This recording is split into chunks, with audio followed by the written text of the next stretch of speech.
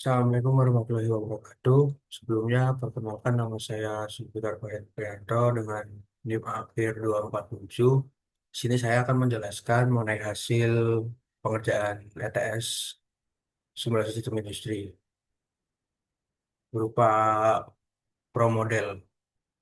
Jadi di sini kita membuat pro model dan membuat oke lokasinya yang ada di build, lalu klik ke location, lalu kita sesuaikan dengan yang ada di soal studi kasus lokasinya, itu gudang kain dan lain-lain hingga ke kantin. Setelah semuanya disesuaikan, lanjut kita ke wet network yang dimana untuk ukuran dan untuk jaraknya yaitu kita sesuaikan dengan di sini. Jaraknya kita sesuaikan dengan data wet network. Lalu lanjut ke build di entities-nya. Entities-nya yaitu ada kain, gagang, kipas, jadi kipas bagus dan kipas jelek. Semua kita sesuaikan seperti di soal. Lalu lanjut ke resource. Resource kita juga sesuaikan seperti di soal. Itu ini. Lalu kita lanjut ke membuat proses. Di mana prosesnya kita isi sedemikian rupa dan sesuai dengan narasumber soal. Data-data yang diperlukan juga sudah ada di soal. Kita masukkan seperti pada contoh video yang dijelaskan oleh asisten dosen. Dan kemudian kita ke Arifal, yaitu kita memasukkan entity-nya kain, lokasinya ke gudang kain, gagang, lokasinya juga di gagang, dan ketentuan seperti pada soal. Lalu ke atribut, atribut di sini kita sesuaikan dengan uh, angka-angka yang ada di soal. Lalu ke atribut kita ke setelah atribut, kemudian kemudian kita setelah semuanya dimasukkan dengan sesuai pada soal dan kita mengikuti seperti yang diajarkan oleh asisten dosen, lalu kita mensimulasikannya. Simulasi ini agak sedikit memakan waktu. Kita tunggu sampai semua tersimulasikan.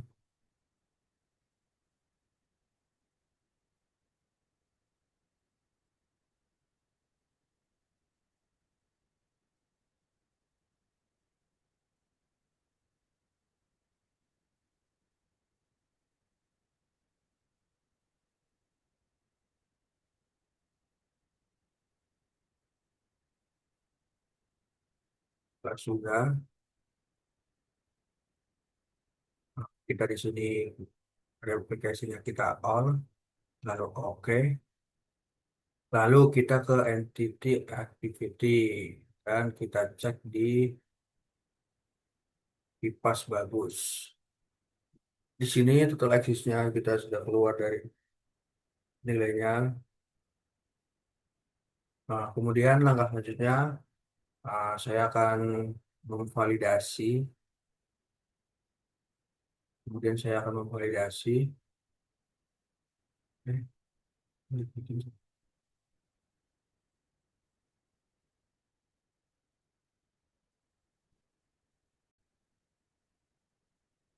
Kemudian kita akan memvalidasi dari terkait data histori dengan data simulasi, apakah ada perbedaan dan apakah datanya sudah mendekati data historis yang ada pada soal yang ini. eh, di mana kita memakai total axis-nya. Kita membuat tabel ini dulu. Lalu untuk mendapatkan tabel ini kolom satu yaitu history,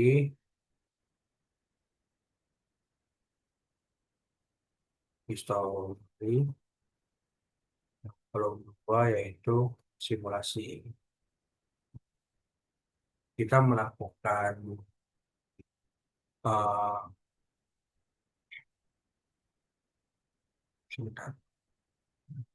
Kita melakukan data analis berupa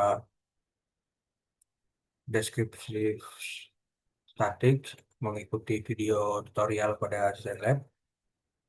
Lalu muncul hasil seperti ini. Saya itu kita melakukan uji T yaitu read to sample performance sama kita ke data analis, kita klik ini dan akan muncul seperti ini. Di mana di sini hasil dari perbandingan dari histori dan simulasi yang saya kerjakan yaitu eh, mengenai hasilnya yaitu diperoleh nilai p-value sebesar 0,01119 kurang dari 0,05 sehingga H0 ditolak. Hal ini menunjukkan bahwa terdapat perbedaan yang signifikan antara data historis dan data hasil simulasi. Dengan demikian, model simulasi yang dibangun belum sepenuhnya mempresentasikan kondisi sistem nyata dan masih memerlukan evaluasi atau penyesuaian lebih lanjut. Jadi pada intinya, simulasi yang saya kerjakan dan dengan data histori itu masih banyak perbedaan.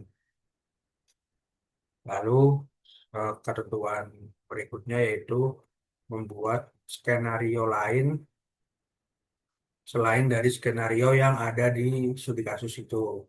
Yang pertama, saya membuat skenario menambahkan kapasitas pada pengukuran dan pemotongan masing-masing 5 yang menunjukkan hasil seperti pada berikut. Di sini saya nantinya akan membandingkan total axis yang ada pada setiap skenario. Lalu skenario kedua itu saya mengurangi jarak antar stasiun kerja. Jadi jaraknya saya kurangi lalu memunculkan hasil seperti ini. Lalu skenario ketiga yaitu saya mengurangi downtime-nya yaitu dengan frekuensinya yang semulanya 13 saya kurangi menjadi 11 dan downtime-nya yaitu 1 menit yang semulanya 3 menit dengan dan menunjukkan hasil seperti ini. Lalu kemudian kita mengikuti ketentuan yaitu uji Bonferroni yang dimana sesuaikan dengan rumus yang ada pada video oleh Bu Yuli dengan mengalihkan sesuai dengan rumus. Hasil didapatkan dengan hasil seperti ini. Kesimpulannya yaitu hasil uji Bonferroni menunjukkan bahwa seluruh perbandingan antara sistem nyata dengan sistem satu, 2, dan 3 menghasilkan perbedaan yang signifikan. Hal ini ditunjukkan oleh interval kepercayaan pada masing-masing perbandingan yang tidak mencakup nilai nol. Dengan demikian, kinerja sistem alternatif berbeda secara nyata dibandingkan dengan sistem aktual. Dari besarnya selisih, sistem ketiga memiliki perbedaan yang paling kecil dibanding sistem lainnya. Lalu, hal ini menunjukkan bahwa sistem 3 merupakan alternatif yang paling mendekati kinerja sistem nyata, meskipun secara statistik tetap berbeda signifikan. Oleh karena itu, ketiga sistem masih dapat dipertimbangkan sebagai alternatif. Tetapi karena skenarionya masih belum pasti benar atau belum tentu, jadi masih diperlukan evaluasi.